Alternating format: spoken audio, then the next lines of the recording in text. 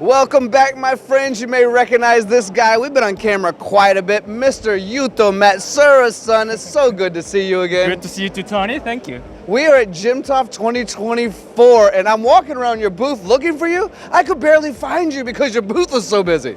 Thank you. Yeah, I'm glad that we had a very busy morning and still it's ongoing. Well, it's quite a good start, considering it's the first day. Yeah. That's exactly where we want to be. But I have a question for you as I'm walking around, and the majority of this show, I would make the discussion, has a lot of Japanese folks. But on your booth, why am I seeing so many international people? Well, that's why we invited them. Well, that's a good. Course. But thankfully we are proud to release our newest model, which is the MX520T, and it will be discussed later. And we got a lot of inquiries, and it seems the customers from overseas got a lot of interest in that. So I'm very happy to showcase this machine with you. Oh, Yuto, I want to keep you on camera for the next 20 minutes, but I know we're going to pass the microphone over to our good disappear. and never disappear, my friend, never disappear. But we are going to pass our microphone over to our longtime friend Domenic to give a whole booth tour, aren't we? Perfect. Yuto, okay, you are amazing. Thank you so much for your time. My friends, please come this way. This is my buddy Dom. Of course, you already know him. We see him all over the UK video, and that smile is absolutely famous, Dom. It's really good to see you, my friend. Tony, nice to meet you. Finally on camera together, eh? Finally on camera together. I see you all the time. I thought I was going to get invited to the UK, but I'll visit you in Japan. That counts. But you need to speak to Paul, right? You need to speak to me. Right, Paul? Right? All right. So as we're standing here, this MAM 72 42V, something that I immediately start thinking about is that I see these all over the place. I see this machine, and I think the pallet change systems are something that help people run high mix, low volume through the nights, through the weekends, make more money, reliability on precision, so you don't have to stress about coming in on a Monday and then having a part that's not good, even though we just called it automation. You have that reliability, but I'm noticing two things you might want to go into detail about. One, the part difference, and two, there's a cobot. Cobot, absolutely. So on the platform, the 35V, as you well know, 30 plus years now in the market. So what we've done is we've stretched the size a little bit. So 35V denotes a 350 diameter workspace. We now have a 420 diameter workspace on the same platform, the same number of pallets, 32, same number of tools, 330 or 520. However, people have been saying to us, how about the sixth side, Dom? Okay, so we've been talking to Matsuura's R&D department, Yuto's team, and we've come up with a robot that replaces the man. So we now can do this unmanned, right? So we can machine the 5 faces on one vise, the 6th side on another vise. And this cobot is opening the door, opening the vise, turning the part over, taking the part off, putting it back on, all in lights out. First thing I noticed from that conversation is this has been in the market for 30 years. That's 30 already know it's a global leader. And it's been in the market longer than you've been alive, I think, which is really the significance of the machine. Really? On top of that, when we think of 6-sided machining, I've been in some machine shops where I got lost in a maze of blue machines because they had so many of them, and they improvised and started using a tabbing system so they could pop it off, little deburrs on the tabs themselves. But this even remedies that issue. Yeah, well, the one-hit machining and breaking the part off is something that we've been doing for a long time, right? Something we adopted, especially in the UK in the aerospace industry. However, there is parts that do need 6 faces. If it's a block, you cannot get to the 6th side, right? So it's a prismatic 5, you can snap it off. But like we've just done a very simple demo, right? A dice shows 6 sides. So that could be a hydraulic part, it could be a medical part, it could be a scientific part, anything that's 6-side prismatic, not necessarily 5 axis, just 6 sides. This is a solution. When I think of a 6-sided part, and I think about the complications that can go into machining 6 different sides on the majority of machines out there, I think about how many mistakes, and you said medical where precision is so very important, I think about how many mistakes can potentially happen in the operation and the moving from machine to machine to machine. How significant do you think it is to be able to do all of the operations inside of one setup, one machine? Well, it gives you a better quality component. You know, if you look at, like you just said, moving the part 6 times, 1, cycle time, 2, moving of tolerances, right? So from a quality standpoint, every time you move a component, you stack up a tolerance because you've got the changeover, the fixture, the whatever. Doing six faces in one go is going to be a better accuracy.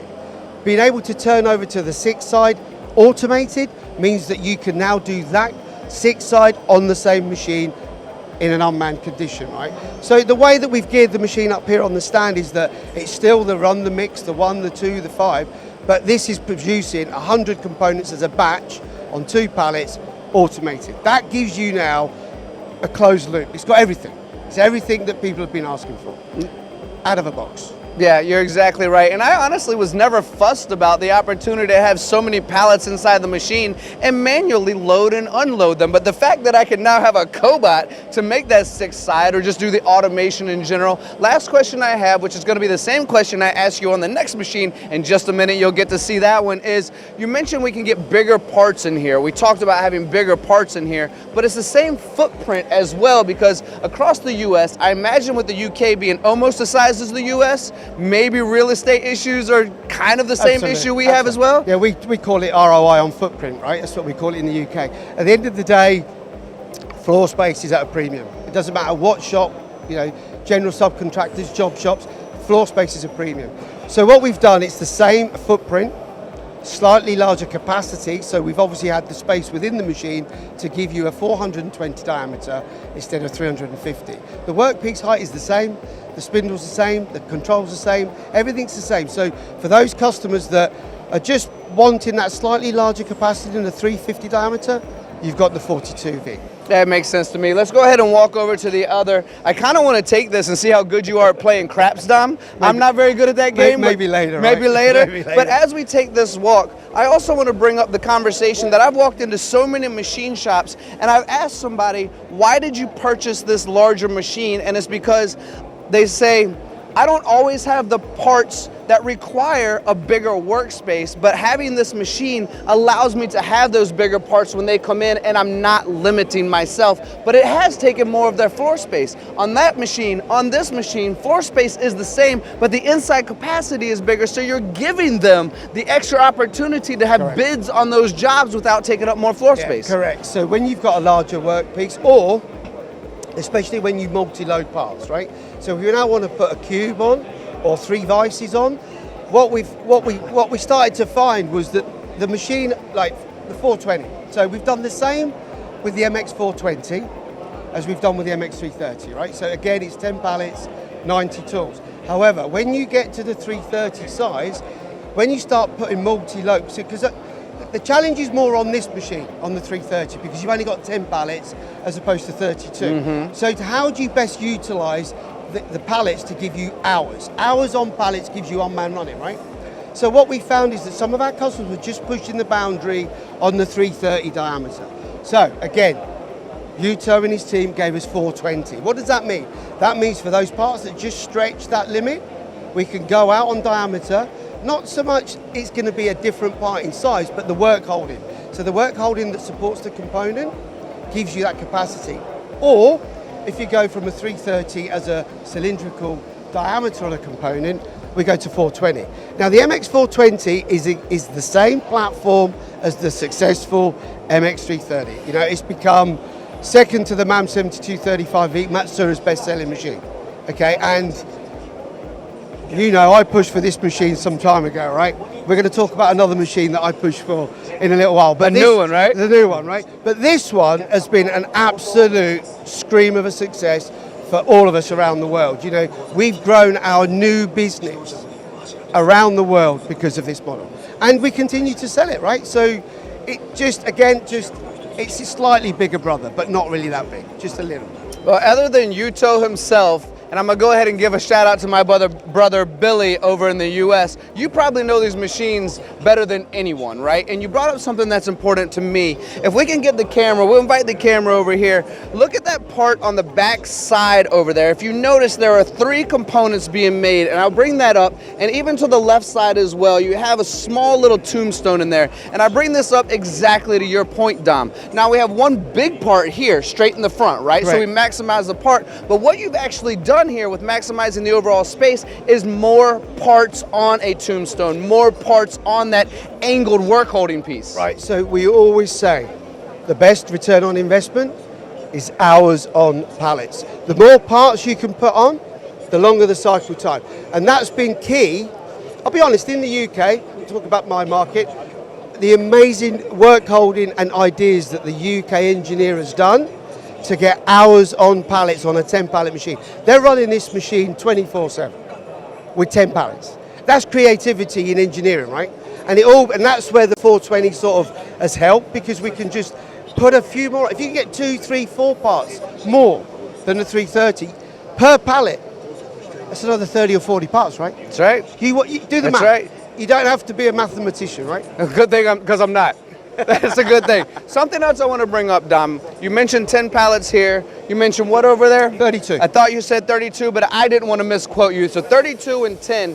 Something that's important, I think, that we often overlook, the audience might not even think about when we're talking about automation through nights, through weekends, making sure it's autonomous, making sure it's unmanned with the cobot, is how many tools these machines have. Correct. Right? The importance to have redundant tooling, or the ability to have all sorts of different tools to run all of the pallets that are in here. How many tools do each of these machines have? All right, so the MX line, we do 90 on this model.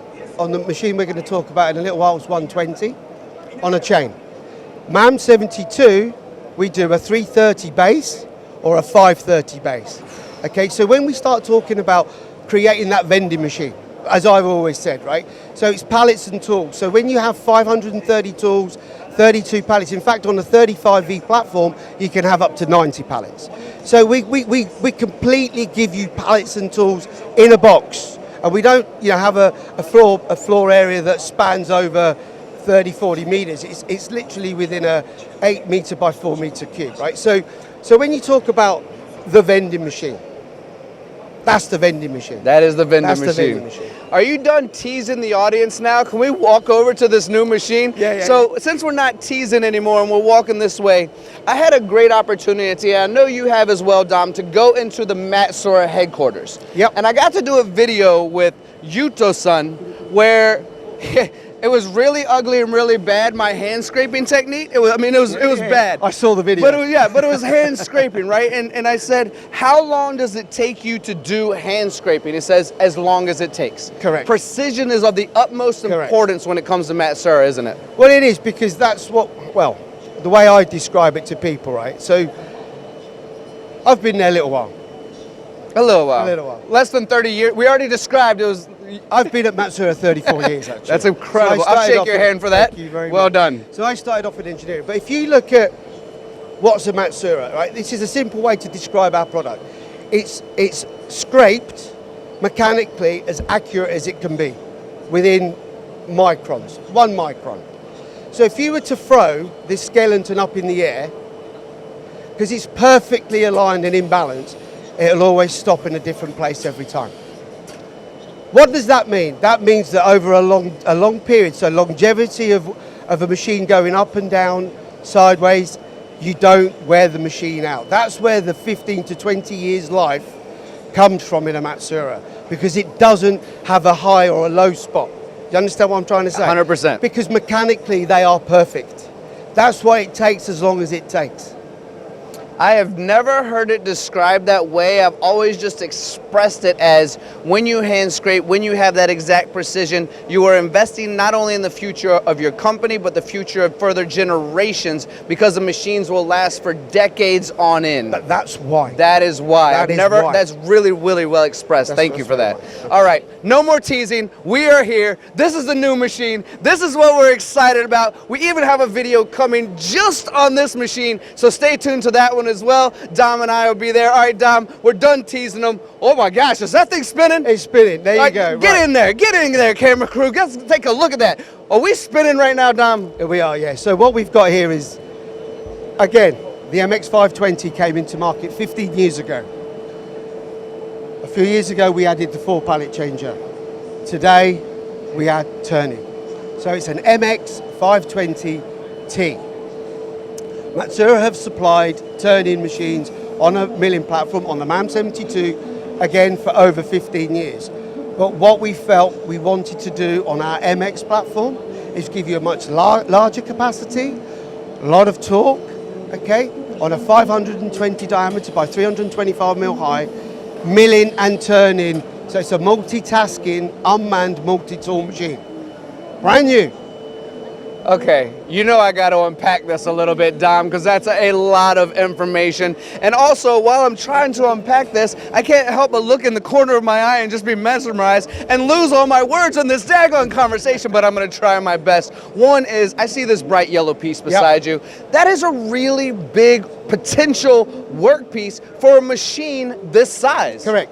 So the MX 520 is, 520 denotes 520 diameter, right? So it's a big machine as a milling and turning product in a relatively small footprint. You know, when you look at a lot of the multitasking machines out in the field, to do this size of component, that turning center is huge. Yeah. And it doesn't have multi-pallet and multi-tool. Some do, some don't. But again, it's the multi-tool, multi-pallet thing. So for us, especially in the UK, this will come in as a multi-tool, multi-pallet. You can have the machine as a single table 5-axis with an auto door, and we could put a cobot. Okay, we can have hydraulic chuck, we can load and unload the part like we're doing over there with a cobot or with a dedicated FANUC robot. So we're not trying to go and win somebody else's market share. What we're saying is to our existing customer around the world, we now have the one machine that will mill and turn. So many shops will turn a part, then they'll mill it. They'll mill a part, then they'll turn it. Hey, do it on one machine, do it with a pallet changer, and do it unmanned. Yeah. There's your ROI. This takes me back to where we started this conversation about how many times do we move a part around and potentially scrap it, have secondary work, have to start over, everything else. But as we talk about that, Dom, can I ask you a really transparent, authentic question? When we go into shops, and you know this, when you go into your shops, and I know you have so many Matsuura customers out there, and you see that gorgeous blue as you walk around, the sea of blue, you can swim through it, right? But we have to be honest with ourselves and go, when a customer buys into a product, when a customer buys into understanding how this machine works, understanding how this works here, it is often very difficult to pull them away from that situation unless there's just really bad service, which I know you don't have. But that's usually the transition is just a complete frustration, which I know you don't have. The reason I bring that up is because part of the reason for having this machine and this capability is to say, guys out there who believe and love in Matsuura, who have that pallet change that run through the nights and weekends, that want the precision, all the things that we know to be true for Matsuura, we are adding another capability to your platform that supports your machine shop. Right, so today is Tuesday. It is? Right. I always get lost. Yeah. So Friday, I have a UK customer coming just to see this machine, who has a shop of blue. He has MAM 72, H+, all with pallet changers. I told him about this machine. He's flying halfway around the world. Of course he is. To hopefully buy the first one off the booth on Friday, fingers crossed. Why? Because you just expressed why. The machines run, the machines are accurate. If they break, we come and fix them, right? But at the end of the day, he wants to keep that platform the same for continuity in the shop, for his workforce, so that obviously they have the commonality between this machine, that machine, that machine. Because at the end of the day, look, humans don't like change. We love comfort. We like familiarity. So it was just a little small gap in our product portfolio that we couldn't fulfill, and what we didn't want is to force that customer away from blue. Very, very well said. As we close this tour out, I think you and I could probably talk for the next 3 hours, and I'd be okay with that, honestly. I love learning from you. But as we close this tour out, I know this is the machine we kind of want to focus on. That's why we saved it for last, for everyone watching right now, kind of the big bang at the end. So I want to allow you an opportunity, a moment of anything you'd like to say for everyone watching out there to say, this is this machine, this is why we've developed it. We've kind of gone through it right now, but as a closing statement to all of Matsuura, because we flew halfway around the world to be at Jimtof. From both sides, From both sides, yeah. You went one way, I went the other way. We're here for a very specific purpose. So I want to give you that opportunity to share with them. Thank you. Well, look, we wanted to give our customer base and potential new customer something new something different. I believe we finally got that. If I said to you personally, it's took me 10 years to get to this point, right? So I'm happy today, very, very happy. Why? Because I can go to our customer base, not only in the UK, but around the world and go, look, we've now got this offering. And knowing Matsuura, if this is successful, watch out, there'll be more, right? Yeah, always is. Dom, I'm really happy I got to spend time with you on camera. Thank you for educating me. It's been truly a pleasure. Thank you for joining me at Jimtof. Thank you for joining us at Jimtof as well. And we're going to go play craps now, and I think sing karaoke later. You got some money? You got some money? Well, maybe. Well, we're not playing. We're not talking about that right now. We're not talking. But we thank you all for watching. Thank you all for joining us in Japan. This is how we bring Matsuura live to the world. And if you spent time with us, time is the one thing that Dom and I cannot manufacture more of. So if you spent it with us, we appreciate it truly. Thank you.